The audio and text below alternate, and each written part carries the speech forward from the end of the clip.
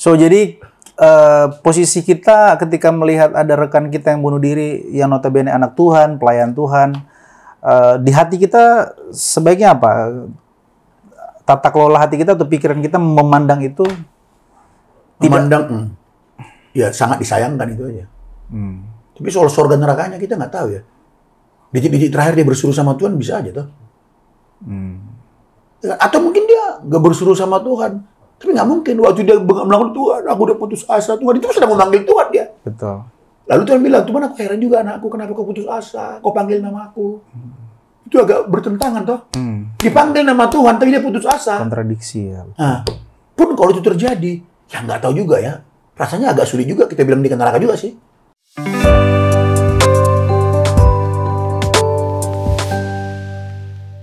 3, 2, 1, ngobrolin pesona Injil yuk setiap hari. Mungkin itu kali bro, tolong aku jadi ingat ayat ini, Titus 1 ayat 16 gitu. Nanti aku mau memperdalam setelah ini Pak Gem, terkait dengan ini Pak Gem. Mereka mengaku mengenal Allah, tetapi dengan perbuatan mereka menyangkal Dia. Mereka keji, durhaka, dan tidak sanggup berbuat sesuatu yang baik. Jadi udah mengaku kenal Tuhan, tapi perbuatan-perbuatannya menyangkal Dia gitu Pak. Jadi bisa dikatakan, bisa nggak nih masuk kategori orang yang mati rohani juga? Seolah-olah pelayanan, seolah-olah kenal Tuhan, tapi rupanya perbuatan-perbuatan kesehariannya tidak menunjukkan kerohaniannya gitu Pak. Ini sih yang terlintas ya, kasih pikiran. Cuman aku mau masuk ke poin ini Pak. Setiap zaman itu kan pasti ada semacam spirit. Kalau dalam istilah Jerman itu Zeitgeist. Zeitgeist itu semangat zaman. Jadi tentu kalau Alkitab bilang bahwa tapi benar cara ngucapinnya itu ya? Benar. Nanti bisa tanya ke pastor siapa namanya? Asigor. Dia jago kalau Jerman. Zeitgeist. Jadi semangat zaman. Tentu di dunia ini kan nggak ada yang baru kan. Alkitab bilang bahwa tidak ada yang baru lah ini. Setiap zaman tuh ada macam semangat zamannya lah. Nah, di zaman kita ini di post modern atau post modern lah. Adalah istilah post truth lah. Di zaman ini itu kental sekali dengan yang namanya human right. Yang namanya independent, otonomi manusia itu sendiri. Bahwa aku hidup dengan diriku, makanya ada istilah YOLO, you only live once. Aku bebas melakukan apa saja, termasuk dengan tubuhku sendiri, selama dia tidak merugikan orang lain. Itu fine-fine aja. Selama aku tidak membuat kejahatan, membuat merugikan orang lain, kemudian membuat orang lain jadi susah, ya suka-suka aku dengan hidupku sendiri. Itu tuh mindset di saat ini. Termasuk mengakhiri hidupku. Termasuk masalah kematian. Gitu. Dan sekarang kan lagi happeningnya nih, suicide, bunuh diri Pak. Kalau nanti lihat di negara-negara maju, misalnya kayak Jepang, menurut penelitian tuh setiap hari itu bisa ribuan, bahkan belasan ribu orang bunuh diri. Di Amerika, di Eropa, di mana-mana banyak yang bunuh diri. Dan termasuk juga ada pendeta yang bunuh diri. Aku suka salah satu pendeta yang masih muda waktu itu, ada bunuh diri si Jared Wilson.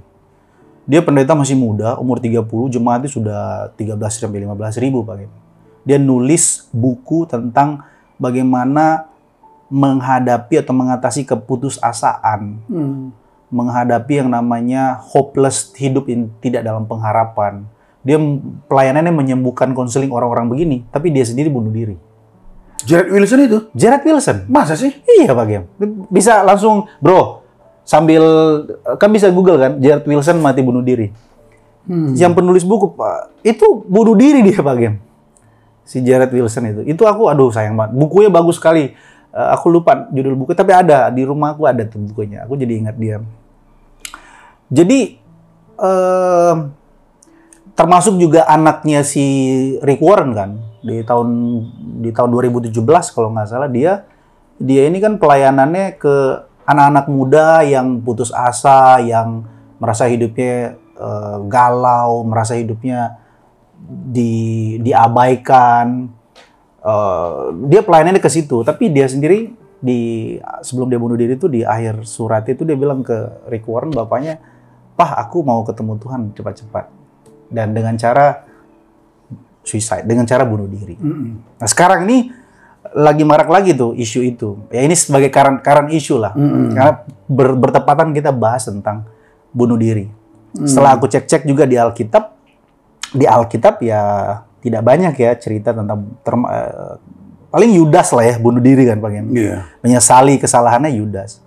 Mungkin kalau kita tarik ke PL, Simpson juga termasuk bunuh diri nggak sih Pak? Waktu Simpson waktu dia terakhir, Tuhan inilah terakhirnya, kemudian dia mati bersama dengan reruntuhan, itu termasuk bunuh diri nggak menurut Pak? Kalau menurut aku tuh nggak bunuh diri lah. Maksudnya dia kan sengaja mati bersama dengan orang-orang Filistin kan pada saat itu. Dia sengaja mati, tapi menurut aku bukan bunuh diri itu. Karena dia bukan karena keputusasaan dia. Kan dia merasa ini Tuhan kasih aku kekuatan untuk terakhir kali Tuhan. Aku mau mengabdi, mau membunuh orang-orang ini ya kan. Lalu kenapa ada orang kalau kayak si Simpson kan dia bukan karena putus asa, bukan. Menurut aku kalau si karena pertobatannya itu dia. Ini, menurut aku tuh karena pertobatannya si Simpson. Mantap. Jadi aku mau masuk ke sini Pak Gem. Aku mau masuk ke perkara bagaimana orang mengakhiri hidupnya. Kan ada banyak lah kompleksitas terkait dengan tadi kita sudah mempersiapkan hidup. Tapi juga pada realitanya, pada faktanya, ada banyak orang juga mengakhiri hidupnya. Kan hidup dan mati di tangan Tuhan.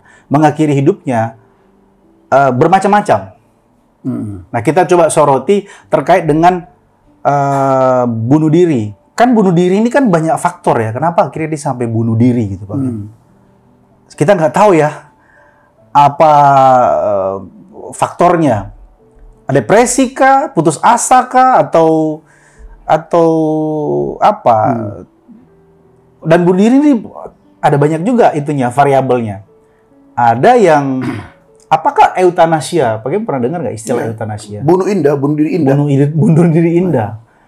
Nah, bisa tolong kasih landasan untuk supaya kita bisa punya istilahnya pengetahuan. Karena menurut penelitian 9 dari 10 orang itu punya kecenderungan untuk bunuh diri karena begitu banyaklah faktor tekanan, masalah dan lain sebagainya. Dari penelitian seperti itu. Iya. Sadis juga penelitiannya. Jadi ada kecenderungan untuk udahlah aku udah capek, aku mau mengakhiri hidupku aja lah. Aku udah nggak mau lagi tinggal di dunia. Ini aku kasih fakta-fakta. Pak Gem sendiri bisa nggak? Apa pandangan Pak Gem terkait dengan bunuh diri itu sendiri? Ya ini udah banyak sekali nih. Ya. Dari tadi aku mendengarkan dengan cermat, banyak sekali saudara poin yang mau aku respon nih. Siap. Ya ini panjang waktu nih. Boleh. Kita masih, bro, kita masih ada kan?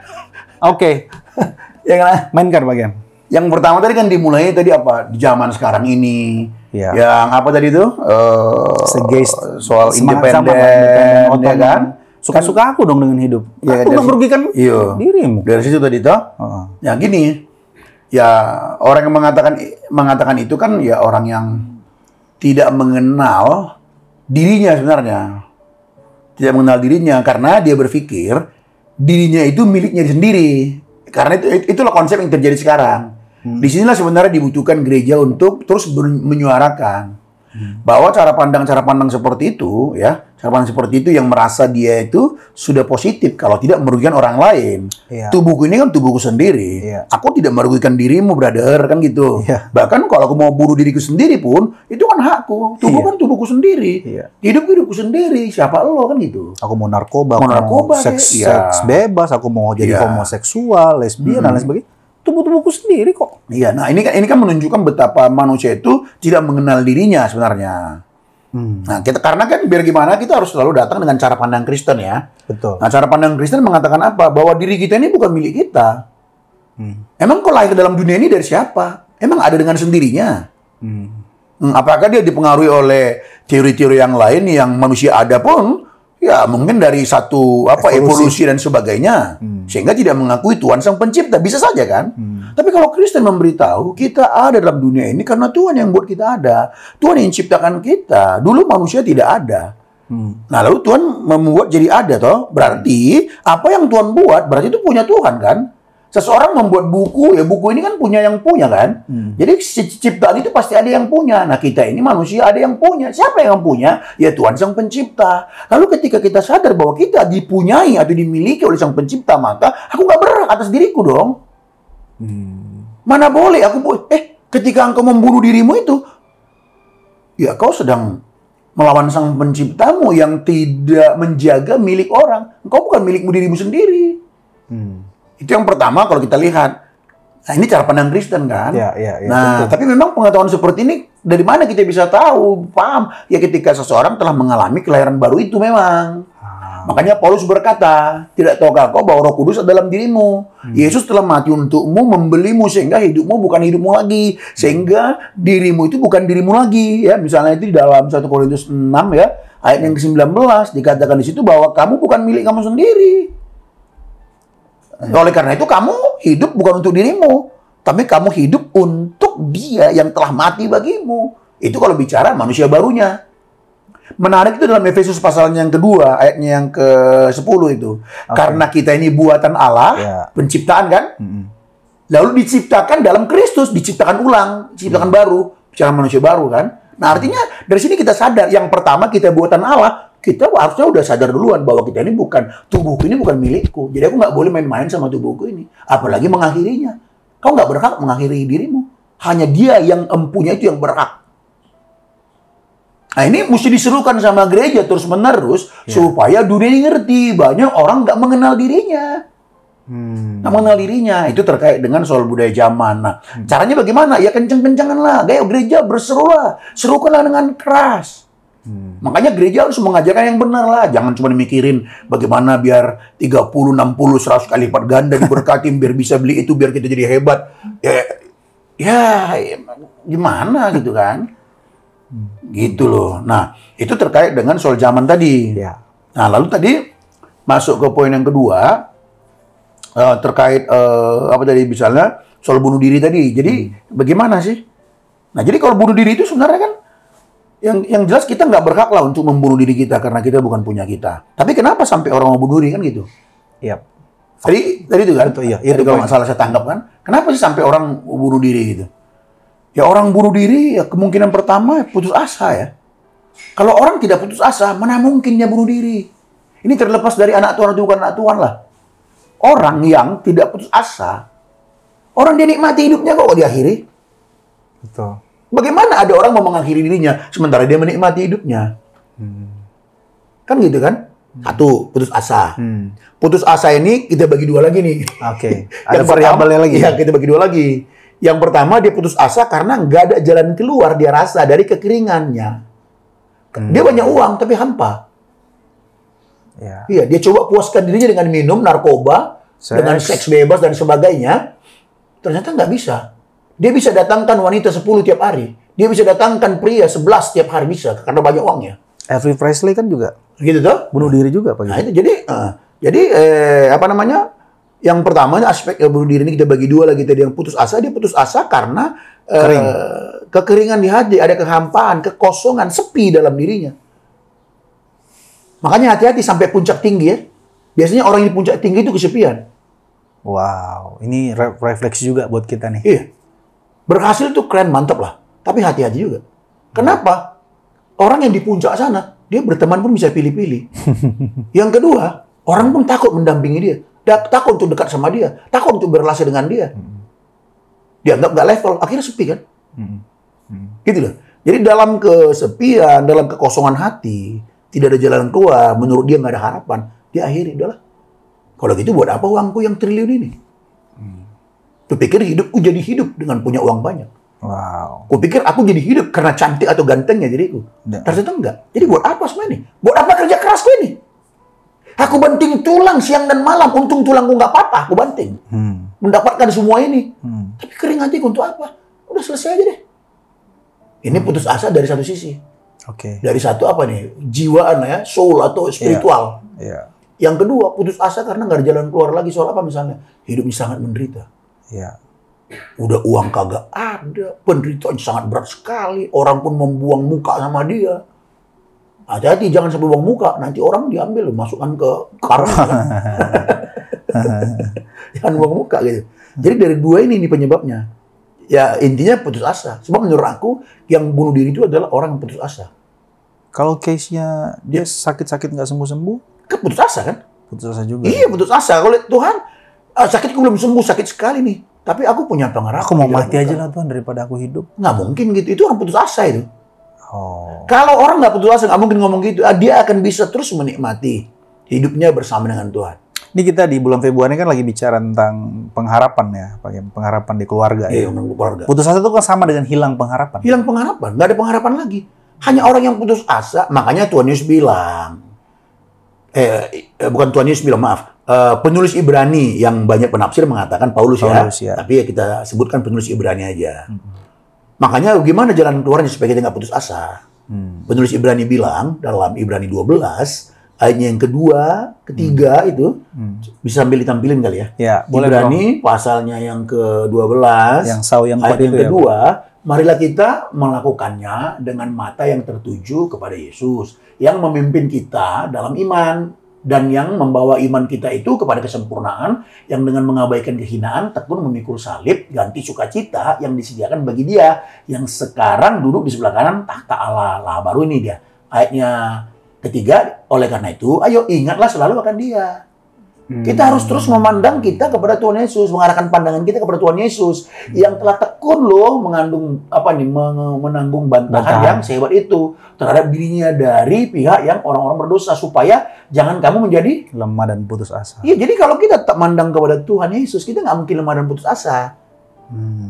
Sederhananya gini, aku sangat dihina orang, miskin berkepanjangan, kayaknya udah nggak ada arti. Tapi ketika dia memandang Tuhan Yesus, aku ini orang seharusnya binasa. Tapi engkau, Allah Sang Maha Tinggi, engkau rela jadi rendah ya Tuhan. Engkau rela menanggung itu semua. Apalah kemiskinanku ini? Engkau jadi menghirup debu. Engkau bisa jadi batu. Sebenarnya kau nggak perlu kenal itu semua Tuhan. Engkau merasa lapar. Bagaimana Allah bisa lapar? Hanya ketika dia menjadi manusia, menjadi sama seperti kita. Siapa aku ini? Akhirnya dia sampai jadi dalam kesulitan, penderitaan seberat apapun dia, kalau dia betul-betul memandang kepada Tuhan, lalu dia membandingkan pengorbanan Tuhan itu, apa yang dilakukan bagi dia, sehingga dia menjadi hidup. Ya itu kan akan mengalahkan semua. Jujur aja, nggak enak juga sih miskin gitu, nggak enak jujur aja. Kita harus jujur toh. Betul. Tapi tidak akan menjadi putus asa loh. Ya saya juga pernah miskin, ya sekarang sih bukan kaya ya, tapi ya nggak kayak dulu, susahnya setengah mati gitu kan. Tapi nggak sampai, mungkin ada banyak orang yang jauh lebih miskin daripada saya juga dulu. Tapi ya bisa aja nikmati kok, makan cuma pakai nasi aja, gitu. Bisa kok ya. Jadi intinya adalah kita itu jangan sampai putus asa, lemah dan putus asa. Kalau kita sudah lemah dan putus asa, nggak ada pengharapan, ya selesai udah. Jadi kalau dikatakan kenapa orang putus asa, karena bagi dia nggak ada jalan keluar. Oke. Itulah yang namanya lemah dan putus asa, dia melihat nggak ada jalan keluar. Padahal dalam Yesus itu lalu jalan keluar ada. Padahal dia udah memanggil kita, Matius 11:28 itu ya Pak Gem. Ya, datanglah kepadaku hai yang kau neliti lesu dan beban berat. Ya. Kalau kita datang sama Tuhan Yesus, jalan keluar pasti ada. Tapi jalan keluar juga mesti di breakdown lagi. Ya. Jangan berpikir punya hutang, beres hutang. Jangan melulu begitulah. Yang paling penting kan secara spiritual. Jadi contoh seperti Mazmur 73. Kan udah stres itu rohaniwan itu kan? Asaf. Udah stres dia. Dia bawa anak cucunya melayani Tuhan luar biasa. Tapi satu kali dia bilang, stoplah melayani Tuhan. Gak ada percuma, sia-sia aku melayani Tuhan. Sia-sia hidup suci. Iya. Tiap hari kan aku utuk rasanya. Belum selesai persoalan yang satu, datang yang lain. Sementara kulihat ada orang mau makan aja nggak pernah doa. Kaya banget. Iya. Buat apa? Tapi akhirnya walaupun dia menggerutu begitu, tapi dia takut juga, malu juga sama angkatan selanjutnya. Contoh apa nanti kuberikan? Akhirnya dia masuk ke tempat kudus, dia mencari ya Tuhan. Nah, ketika dia tidak putus asa kan, makanya bisa datang berdoa. Orang putus asa nggak merasa ada jalan keluar, ya gimana dia mau datang sama Tuhan kan gitu. Nah, Asaf datang sama Tuhan kan. Akhirnya dia berjumpa Tuhan dalam tempat kudusnya. Di situ dia bisa melihat kebenaran yang sesungguhnya. Setelah dia masuk lebih dalam ya. Ya, dia tercelik. Iya. Oh, gitu. Sampai muncul sebuah statementnya. Tidak ada yang kuingini di bumi ini selain engkau. Ada lagunya juga. Iya, sekalipun dagingku habis lenyap, gunung batuku tetap Allah selama-lamanya. Nah, ini menunjukkan bahwa Asaf nggak putus asa. Persoalan masih ada. Persoalannya masih ada loh. Tapi dia nggak lemah dan putus asa. Itu yang kita maksud jalan keluar. Jadi Tuhan memberikan dia kekuatan dengan cara pandang yang benar. Itu akan membuat, makanya penting sekali cara pandang itu. Penting sekali cara pandang. Cara pandang ya. Penting sekali. Kalau apa lagi tadi maksud tadi? Aku mau bilang Ayub juga. Ayub juga kan mengalami situasi seperti Asaf juga. Iya. Tapi dia nggak putus asa kan? Tapi iya nggak putus asa dia. Dia hanya lewat aja gitu. Kalau gini mah ngapain aku lahir ya? Tapi tetap dia soal jawab teologi. Betul. Kan dalam perkataan, dalam apa, Ayub juga dikatakan tidak berdosa kan? Iya. Itu di awal-awal toh. Iya. Pasal 1, pasal 2. Begitu masuk pasal 3, kacau juga Ayubnya. Dia mengutuki hari lahirnya. Nah, tapi itu menunjukkan Ayub belum sempurna. Ya dong, Ayub juga manusia biasa yang belum sempurna. Jadi kita juga jangan menghakimi Ayub, loh kacau juga si Ayub. Enggak lah. Yang puji dia Tuhan loh, sampai 4 tuh kan. Saleh, takut Tuhan, jujur, menjauhi kejahatan. Yang ngomong itu Tuhan. Yang menyaksikan Ayub itu seperti itu Tuhan sendiri. Lalu ketika kita membaca pasal 3, Ayub itu mengutuki hari lahirnya lah. Ya janganlah kita serta-merta kayaknya menganggap Ayub itu kacau lah imannya lah. Itu menunjukkan bahwa dia juga belum sempurna. Tapi meskipun begitu, dia tetap masih diskusi teologi. Sama Tuhan. Sama teman-temannya. Terakhir sama Tuhan. Tuhan bicara, angkat suara sama dia. Kan gitu sebenarnya. Jadi ya kembali lagi, kalau kita memang bersama Tuhan, kita terus belajar kebenaran Tuhan, kita terus datang beribadah sama Tuhan, kita terus ya maulah melakukan apa yang Tuhan kehendaki, ya gitu ya. Kita mulai dari rumah kita, pelan-pelan nggak mungkin bunuh diri. Oke, ini kan secara lisan ya Pak. Ini kan pengajaran. Kita kan selalu mengedukasi jemaat dan semua orang percaya bahwa ngobrol pintar atau ngobrol pesona Injil ini sebagai katalisator, wadah untuk supaya dapat memberkati jemaat sekaligus mengedukasi jemaat lewat pemahaman-pemahaman Injil yang benar. Aku masih mau memperdalam soal bunuh diri. Kalau Pak Gem melihat ya, ada banyak orang bunuh diri itu faktornya, alasannya adalah remeh-temeh. Ada yang diputus pacar lah, bunuh diri. Aku nggak bisa hidup tanpa dia, bunuh diri. Ada yang karena, ya bisa dibilang bangkrut lah dari usaha, punya utang yang begitu banyak. Aduh, aku nggak bisa bayar hutangku daripada aku dikejar-kejar bank, bahkan bisa dipidana dan lain sebagainya. Aku lebih baik mengakhiri hidupku. Ada banyak faktor. Tetapi juga ada faktor di mana kita ngelihat, ya seperti tadi yang aku mention, kayak Jared Wilson itu. Kayak beberapa rohaniawan, pendeta-pendeta di barat sana juga banyak yang bunuh diri. Kita kan nggak tahu pasti gitu loh Pak Gem. Ibaratnya gini, Pak Gem nggak ngalamin apa yang aku alamin loh. Mungkin kalau Pak Gem ngalamin apa yang aku alamin, mungkin dia juga sudah diskusi sama Tuhan. Mungkin hati kecilnya berkata, udahlah, mati aja lah. Sampai kepada ini di menit-menit terakhir ini Pak Gem, ini aku mau memberikan satu statement yang agak tricky sekaligus provokatif. Orang-orang yang bunuh diri ini masuk neraka atau masuk surga? Ya jadi gini, dengan berbagai macam faktor lah. Oke, kita katakan bagaimana dengan orang yang ini si Rick Warren lagi kesaksian anaknya terkait dengan Mega Church Pastor Mental Health Advocate Jared Wilson die by suicide.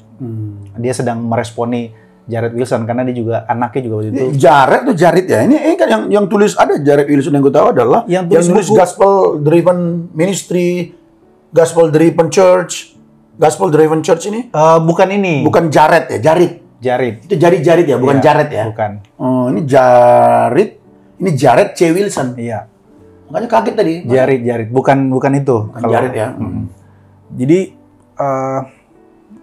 ini yang aku maksud tuh faktor-faktor orang bunuh diri itu kan depresi yang tinggi. Kalau hanya kita sekedar bilang karena dia putus asa tuh, seolah-olah dalam tanda kutip simplify kali kita ngomongnya putus asa. Iya, kalau kita nggak ngalamin apa yang dia alami gitu, Pak. Iya, kalau oke lah. Aku sih masih tetap berpegang ya. Itu semua karena putus asa. Putus asa ya. Iya. Terserah mau dibilang apa lagi, itu kan ada putus asa. Uraikan aja, ujungnya kan putus asa. Kalau dia tidak putus asa, masih ada pengharapan, mana mungkin dia akhiri hidupnya? Nggak mungkin. Tapi ada orang berani bunuh diri karena persoalan tadi. Sebenarnya dia karena takut hidup aja itu. Iya. Karena hutang yang begitu hutang banyak, dia takut menghadapin. Iya. Debt collector atau siapa yang ngejar dia. Jadi karena dia takut hidup, dia selesaikan dirinya, dia bunuh diri. Nah, tapi kenapa sampai dia berani? Karena putus asa, nggak ada jalan keluar. Nah, dia tidak berani menghadapi kan. Itulah keputusasaannya. Seberat apapun aku hadapi nanti mereka, aku ngomong baik-baik. Kemungkinan masih ada harapan nanti kita ngobrol. Nah, kalau dia masih ada harapan, dia rasa nanti kalau ngobrol baik-baik sama yang penagih hutang atau siapapun itu, kalau dalam pikiran dia, nanti aku mau mohon sama dia kasih kesempatan mungkin 3 tahun lagi atau ini. Kan karena dia, kenapa dia lakukan ini? Karena dia berharap masih ada jalan keluarnya, masih ada harapannya.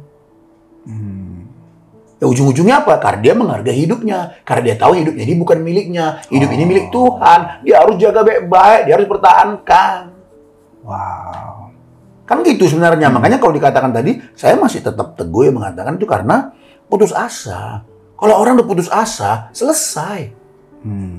Apa pernah mengukur depresi, ya depresi dan sebagainya, ya mungkin itu bisa karena faktor psikologis, karena orang yang depresi itu ada namanya apalagi udah berat ya, dia dengar waham-waham kayak schizofrenia. Dia dengar-dengar, dia udah jatuhkan aja dirimu, dijatuhkan. Bisa juga bipolar. Gitu. Nah kalau ini kan ya nggak usah kita bahas kali, berarti udah ada yang sakit pada jiwanya. Ini nggak usah dibahas kali, kan gitu ya, bunuh diri, ada yang dengar suara, itu kan udah maaf ya, udah separuh gila kan? Gimana kita membahas itu? Wow. Itu loh. Bagaimana iman Kristen juga membahas ini yang sudah dengar-dengar dia. Ya udah jatuhin dirimu. Naik ke atas tingkat ini, gedung tingkat 50. Ya udah jatuhkan dirimu. Kamu tuh Superman. Dia bisa dengar gitu, kamu Superman. Nonton kan kemarin film Superman? Dijatuhkan dirinya. Kalau mati indah, apa pandangan Pak? Nah, kalau mati, ya euthanasia itu kan contoh ada seorang orang tua misalnya. Sudah 2 tahun sakit, tapi tetap aja terbaring. Banyak alat-alat udah nempel, ya kan? Banyak alat nempel. Nah, sebagai anak, ya mereka udah berjuang selama ini kan dan sebagainya. Lalu mereka sendiri melihat, aduh kasihan mama ya, anggap itu seorang mama. Nah, boleh nggak kita cabut? Kalau dicabut kan pasti dia meninggal. Karena analisa masih ada sampai hari ini. Karena dibantu oleh ventilator lah dan lain sebagainya. Nah, boleh nggak dicabut? Ketika dicabut, ini termasuk salah satu euthanasia tadi, ya kan? Nggak disuntik. Iya. Bagaimana nih? Nah, ini kan udah bicara soal etika Kristen nih. Kalau secara dogmatis, hukum ke-7 jangan membunuh. Jangan membunuh. Kita sama dengan, ini kan diri kita bukan punya kita nih. Apa hakmu mengambil dirimu, kata Tuhan? Tubuh itu milikku, kata Tuhan. Aku yang punya hidupmu. Kenapa kau ambil? Apa hakmu, kata Tuhan? Apa jawaban kita?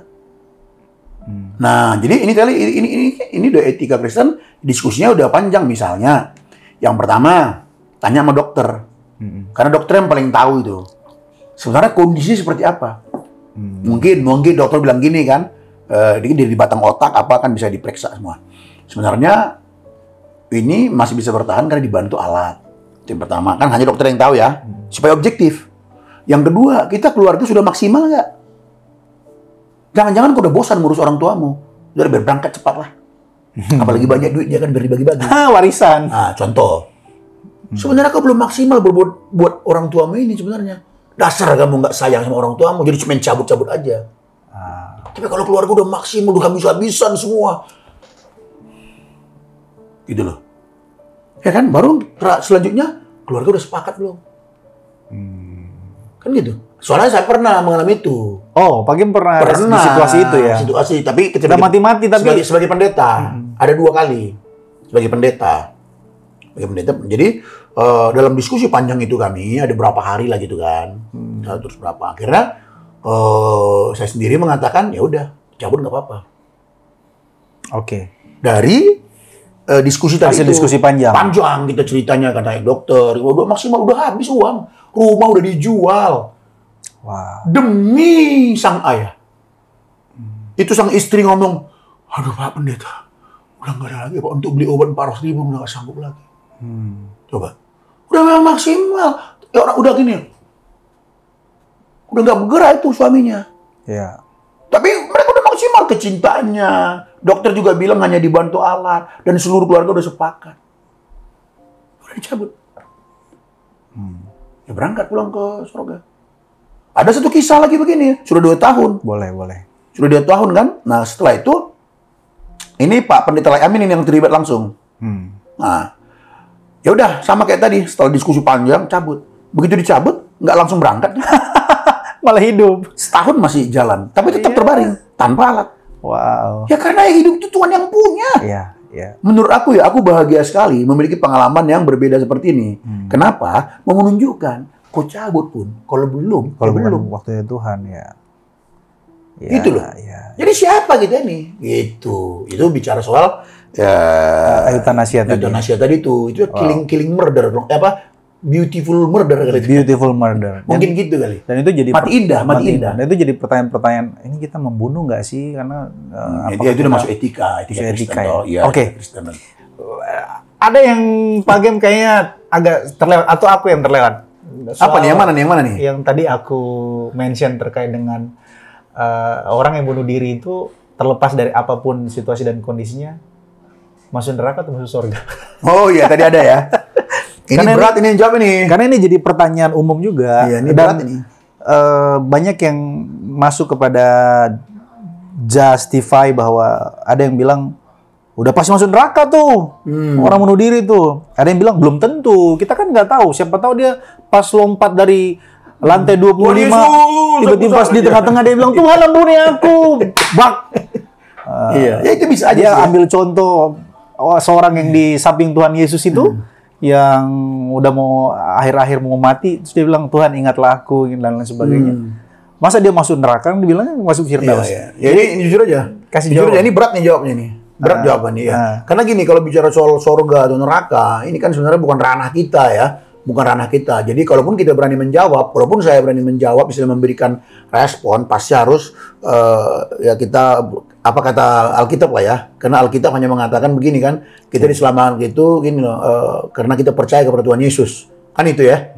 Barang siapa yang percaya kepadanya tidak binasa tapi memperoleh hidup yang kekal. Kan gitu. Itu yang pertama. Yang kedua, Alkitab juga mengatakan bukan setiap orang yang berseru kepadaku Tuhan masuk dalam kerajaan sorga, tapi mereka yang melakukan kehendak Allah. Kan ini catatan-catatan Alkitab bicara soal sorga atau neraka kan gitu kan. Orang kaya itu dilempar ke neraka karena selama hidupnya dia nggak peduli sama orang lain kan gitu. Dia hanya peduli pada dirinya. Lazarus depan rumahnya diabaikan. Dia selalu pesta pora, nggak peduli dengan yang namanya Tuhan. Nah, lalu tentang bunuh diri ini bagaimana nih, ya kan gitu ya.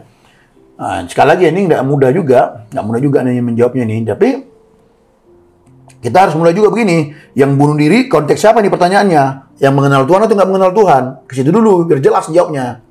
Oke, yang kenal Tuhan, bisa nggak pakai memastikan? Dia mengenal Tuhan kan? Yang tidak kenal Tuhan dulu deh. Kalau yang tidak kenal Tuhan, bagaimana kita bisa mengatakan kan? Karena yang selamat itu adalah orang yang percaya kepada Tuhan Yesus. Oke, yang tidak kenal Tuhan, dia mau bunuh diri atau enggak, udah pas masuk neraka gitu. Ya karena kita bilang siapa yang percaya kepada Kristus itu keselamatan.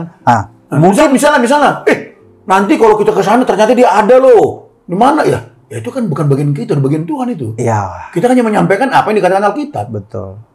Jadi satu-satunya kepastian bahwa kita masuk surga itu ya kalau kita percaya kepada karya Kristus lah. Itu dikatakan Alkitab gitu kan.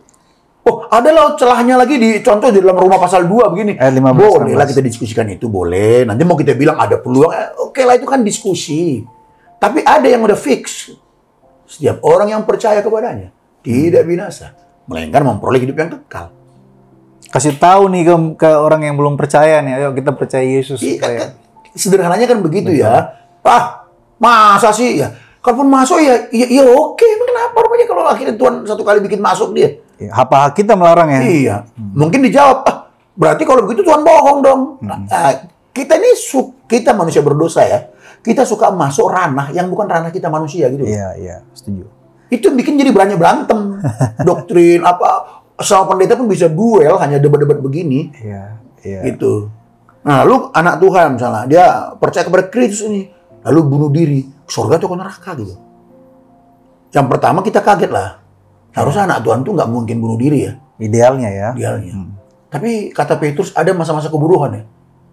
Oh. Hati-hati dalam masa-masa kebodohanmu katanya. Masa-masa kebodohan di situ artinya apa? Kalau kita lihat teks aslinya, masa-masa kebodohan di situ maksudnya adalah awas loh, walaupun kita sudah menjadi manusia baru sekarang, bisa satu kali cara berpikir orang yang saat kita dulu belum kenal Tuhan, itu maksudnya itu. Wow. Masa kebodohan itu maksudnya. Kalau kita lihat dari bahasa aslinya itu. Nah, situ dia. Jadi, itulah kenapa kita harus beritain Injil setiap hari ya.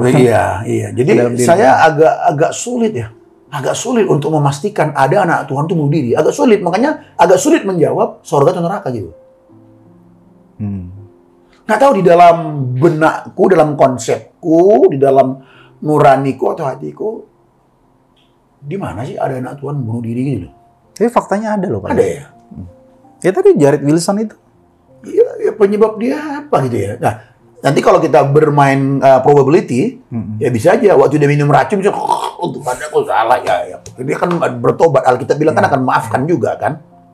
So jadi posisi kita ketika melihat ada rekan kita yang bunuh diri yang notabene anak Tuhan, pelayan Tuhan, di hati kita sebaiknya apa? Tata kelola hati kita atau pikiran kita memandang itu memandang ya sangat disayangkan itu aja. Tapi soal surga nerakanya kita nggak tahu ya. Detik-detik terakhir dia berseru sama Tuhan bisa aja tuh. Atau mungkin dia nggak berseru sama Tuhan, tapi nggak mungkin waktu dia melakukan Tuhan, aku udah putus asa. Tuhan itu sedang memanggil Tuhan dia. Betul. Lalu Tuhan bilang, Tuhan aku heran juga anakku, kenapa kau putus asa? Kau panggil nama aku. Itu agak bertentangan toh. Dipanggil nama Tuhan, tapi dia putus asa. Kontradiksi ya. Nah, pun kalau itu terjadi, ya nggak tahu juga ya. Rasanya agak sulit juga kita bilang dia ke neraka juga sih. Jadi kita tidak menjawab bahwa dia ke neraka dan juga dia ke sorga ya. Cuman Tuhan yang paling tahu. Itu wilayah Tuhan ya. Iya, kita hanya membuat kemungkinan-kemungkinan bisa aja. Gimana kita memastikan? Oke. Atau ya dia hanya melakukan satu dosa aja, jadi ya Tuhan terima juga. Sama seperti kita juga belum sempurna, kita melakukan dosa. Ya. Dosa yang dilakukan dia apa? Dia mencoba mengambil yang bukan miliknya. Karena kita milik Tuhan kan, dia coba ambil sendiri, itulah kesalahannya kan. Oke. Kita pun masih ada salah yang lain juga. Siap. Thank you Pak Rian. Aku mungkin minta wejangan Pak Agem lah untuk teman-teman yang saat ini mengalami keputusasaan, di mana mungkin yang menyaksikan ini ada dalam situasi di mana aku kayak sudah hopeless, aku mau bunuh diri aja lah. Bisa tolong Pak Agem kasih semacam. Ya, jadi bagi Bapak Ibu sekalian, baik orang tua maupun yang muda, dimanapun Bapak Ibu berada, mungkin hari ini engkau sedang mengalami satu persoalan yang sangat berat sekali. Mungkin masalah pernikahan, masalah rumah tangga, ya, masalah keluarga, masalah anak-anak, atau masalah ekonomi, masalah pekerjaan, dan banyak sekali membawa engkau kepada satu titik. Kalau ibarat bahasa lagu sekarang udah sampai pada satu titik terendah, ya, udah titik terendah sehingga engkau mau putus asa gitu. Engkau mau mengakhiri hidup. Nah, kalau Bapak Ibu sekalian sedang menonton ini, ya, engkau menonton ini, itu pasti tidak kebetulan. Itu pasti Tuhan yang sedang berbicara kepada saudara untuk memberikan jawaban kepada keputusasaanmu saat ini. Ya, putus asa itu bukanlah jalan keluar. Alkitab memberikan kita satu jalan keluar, bahwa dialah jalan keluar, yaitu Tuhan Yesus Kristus. Ya, jadi jangan akhiri hidupmu, sebab engkau tidak berhak atas tubuhmu. Engkau tidak berhak atas hidupmu. Tuhan yang mempunyai kita, gitu loh. Jadi, jangan sampai diakhiri. Tapi datanglah sama Tuhan. Aku bingung, Pak. Hubungin kami. Hubungin kami. Ada kan kita bisa dihubungi toh? Ya. Di nomor mana gitu, ada alamat kita. Hubungin kami. Kami bersedia. Kita bisa berdiskusi. Kita bisa saling mendoakan. Sekali lagi, kita tidak berhak atas hidup kita. Zaman sekarang ini aja membuat pengajaran mereka sendiri. Spirit zaman ini membuat bahwa aku berhak atas diriku sendiri. Aku tidak merugikan orang lain. Tidak, Alkitab tidak mengajarkan begitu. Jadi jangan lagi dengar apa kata dunia, tapi dengarkanlah apa kata Alkitab. Persoalan kita yang terbesar itu adalah kematian. Dan kematian, keterpisahan dengan Tuhan itu sudah diselesaikan oleh Tuhan itu sendiri. Tuhan Yesus telah datang dari surga menyelesaikan kematian itu. Dia telah masuk dalam kematian itu, lalu dia mengalahkan kematian, dia bangkit, lalu dia memberikan kehidupan kepada kita yang percaya. Jadi percayalah kepada Tuhan Yesus. Maka itulah satu-satunya obat dari keputusasaan. Sehingga tidak pernah terlintas. Tidak ada pernah keinginan untuk kita mengakhiri hidup kita. Ya, kiranya Bapak Ibu sekalian, baik orang tua maupun masih muda, diberkati Tuhan saat mendengarkan ini. Demikian. Amin. Thank you so much Pak Gem. Jadi kita jumpa di lain waktu. Mantap. Tuhan memberkati kita semua. Sampai jumpa di Igra Ngopi selanjutnya.